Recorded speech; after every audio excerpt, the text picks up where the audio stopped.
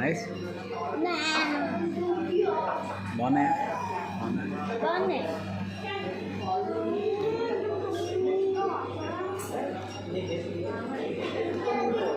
ఓ hello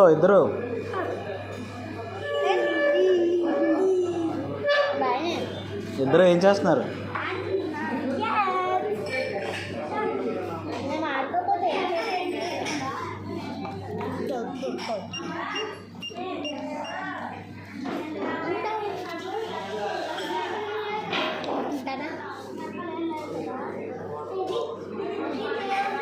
ఓ hello Shashank Vizag వెళ్ళిపోతాడు.